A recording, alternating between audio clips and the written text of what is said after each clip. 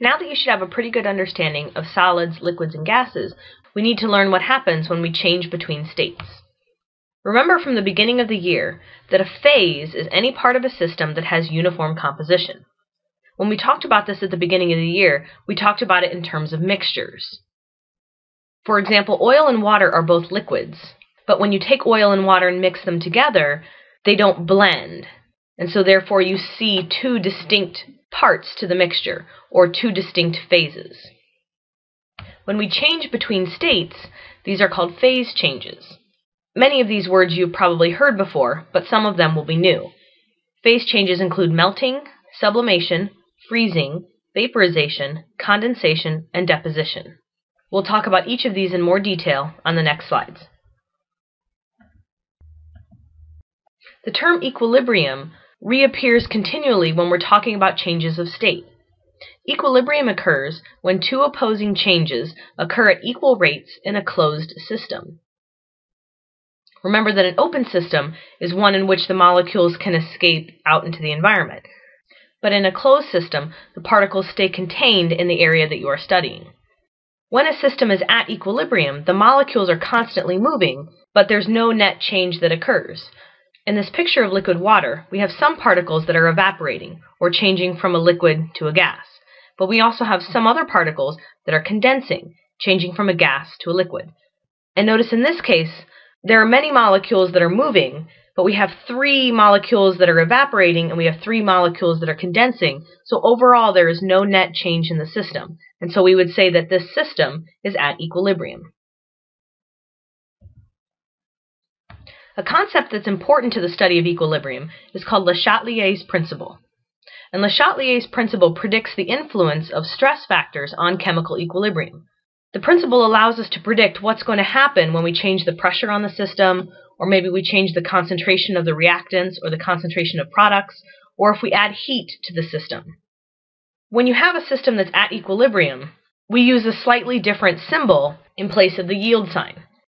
Systems that are at equilibrium use a double arrow, showing that the process is reversible to the right and to the left. What Le Chatelier's principle states is that the equilibrium will shift in the direction that tends to relieve stress on the system. When we're dealing with state changes, we're often talking about the addition or removal of energy from the system. So if I add more energy to the system, my reactants and products will no longer be at equilibrium. And so in order to relieve that stress on the system, the reaction will shift to the right in order to make more products. The opposite is also true. If I remove energy from the system, the process will no longer be at equilibrium, and the reaction will have to shift to the left in order to form more reactants. The shifting occurs until equilibrium is reestablished.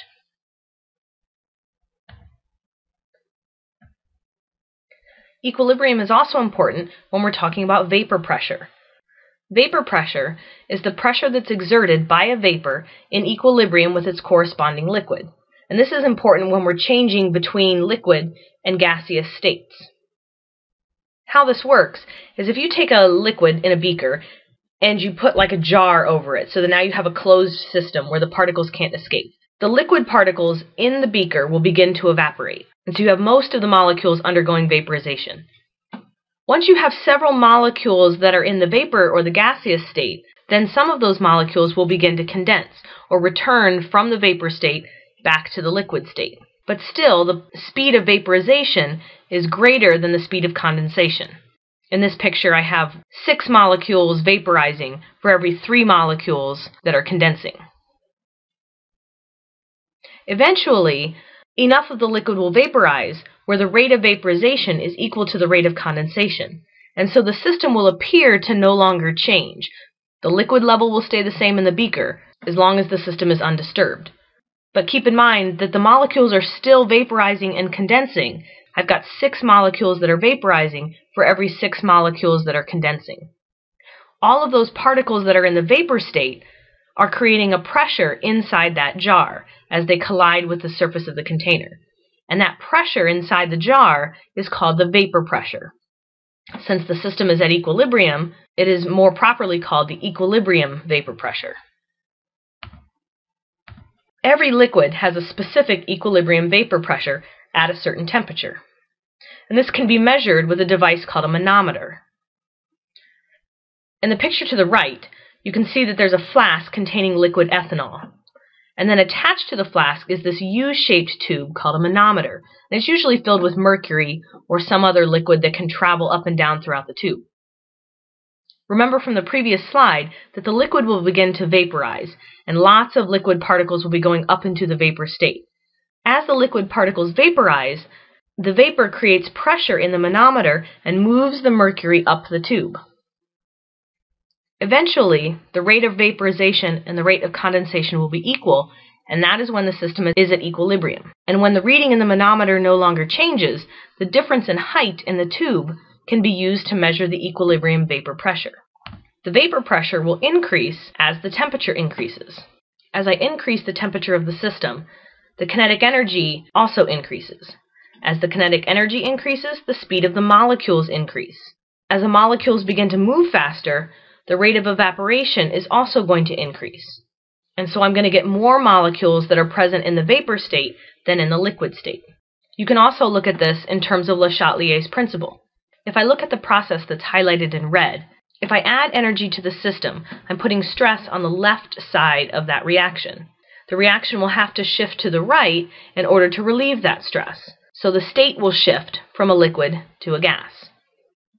You can see that demonstrated in the graph to the right, where each of those lines shows a directly proportional relationship between temperature and vapor pressure. There are 7 different liquids shown in this chart, and as the temperature increases for each of them, their vapor pressure increases as well.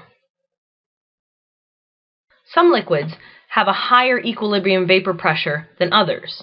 The liquids that have higher equilibrium vapor pressures are called volatile liquids. And these can be described as liquids that evaporate easily. They readily change from a liquid to a gas, and the more gas or vapor that's present in that closed system, the higher the equilibrium vapor pressure. In the graph, you can see 4 different liquids compared to each other. At a temperature of approximately 40 degrees, I can read that the vapor pressure of the diethyl ether is close to probably 1,000 torr, whereas ethanol has a vapor pressure of maybe 150, and water has a vapor pressure of 50. So because the vapor pressure of diethyl ether is so high, it's considered a volatile liquid, whereas water would be considered a non-volatile liquid. Other examples of volatile liquids are the acetone that you find in fingernail polish remover and gasoline. You'll notice that when you spill either of these liquids, it does not take them very long to evaporate.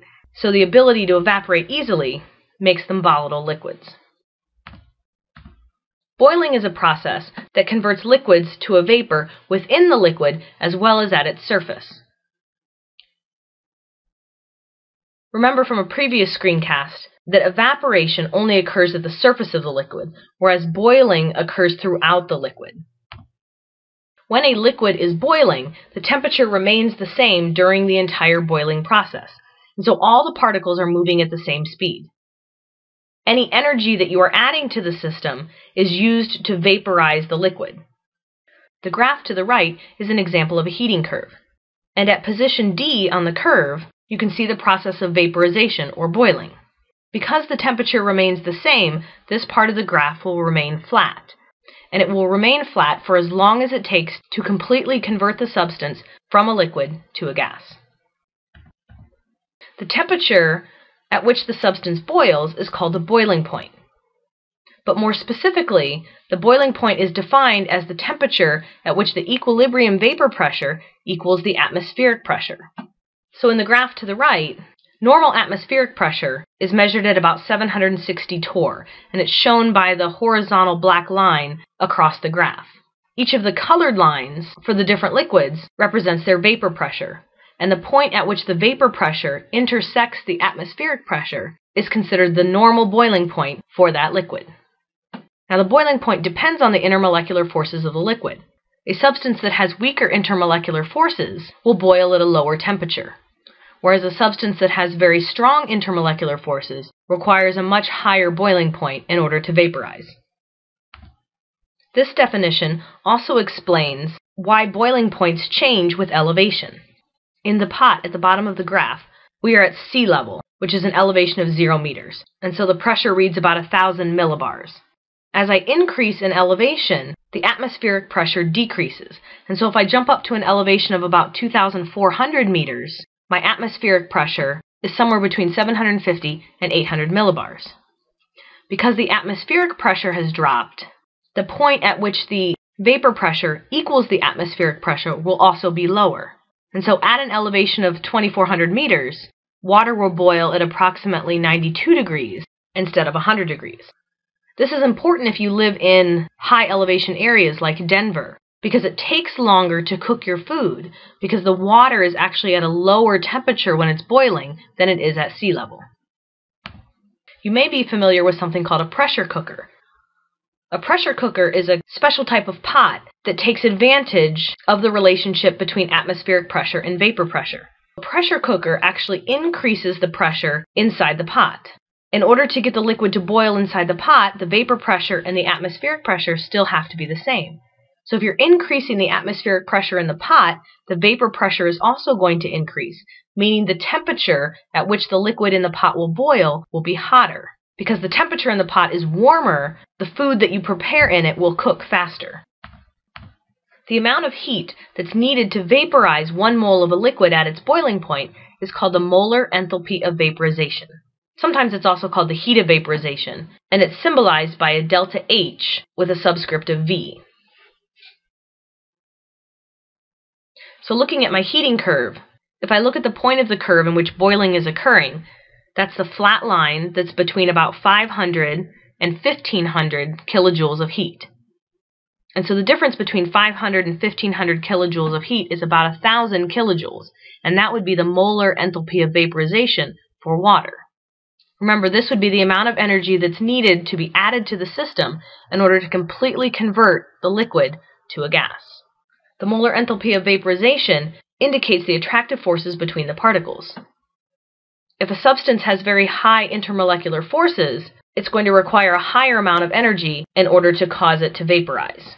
Because water has very strong hydrogen bonds between the molecules, the molar enthalpy of vaporization for water is large. Another phase change is called freezing, and this is the physical change that occurs when a liquid changes into a solid due to a loss of heat energy. Looking at the equilibrium process at the top, if I remove energy from the system, in order to reestablish equilibrium, the reaction would have to shift to the left, so that the amount of liquid present will decrease and the amount of solid present will increase. As with boiling, the temperature stays constant during the freezing process. All of the particles have the same average kinetic energy. Because the temperature stays constant, on a heating curve, the line representing the freezing process will be a straight line. As energy is removed from the system, the kinetic energy stays the same, and only a loss of potential energy occurs as the particles become more and more ordered. The phase change called melting is the reverse of the freezing process. So instead of removing heat from the system, we're going to be adding heat to the system. Adding heat energy to this equilibrium system will add stress to the left side of the equation. In order to relieve that stress, the process will shift to the right in order to increase the amount of liquid. Again, this occurs at a constant temperature. All of the energy that's added to the system is absorbed by the particles in order to increase their potential energy rather than their kinetic energy. So the particles simply get pulled farther apart. It's not until the solid has completely converted into a liquid that the energy that will be added will cause the kinetic energy to increase. Only after all of the solid has been completely changed into a liquid will the temperature begin to increase, because then any energy that's added to the system will cause the kinetic energy to increase, which directly affects the temperature. The temperature at which a solid and liquid are at equilibrium is called the freezing point. Similarly, that temperature is also called the melting point.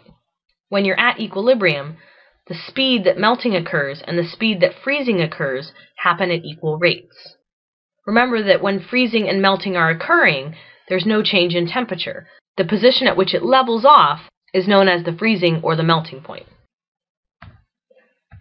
The amount of energy that's required to melt 1 mole of a solid at its melting point is called the molar enthalpy of fusion, sometimes also called the heat of fusion. Its symbol is delta H with a subscript of F. Like the enthalpy of vaporization, the enthalpy of fusion depends on the strength of the attractive forces. The stronger the intermolecular forces, the more heat that is required to melt the solid. At certain low temperature and pressure conditions, a solid can actually be at equilibrium with its vapor instead of with its liquid. This phenomenon is often observed when using solid carbon dioxide or dry ice. If I take solid carbon dioxide and I add energy to the system, it puts stress on the left side of the system, causing the reaction to shift to the right and produce more gas. That process is called sublimation. And so the foggy vapors that you often see in theater shows or in Halloween special effects is caused by the sublimation of solid carbon dioxide converting directly into the gas form of carbon dioxide.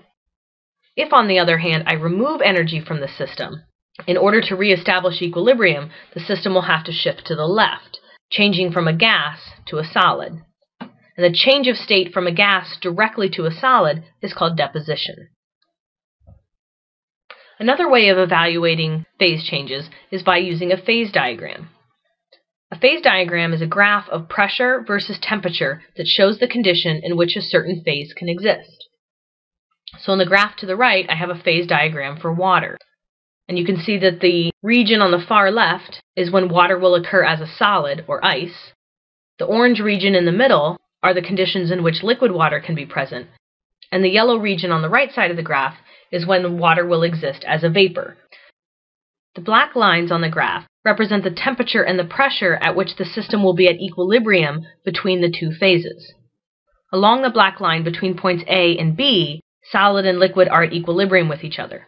The point at which 1 atmosphere of pressure intersects the line between the solid and the liquid is known as the melting point. If I look at the black line between points A and C, that's when gas and liquid are at equilibrium with each other.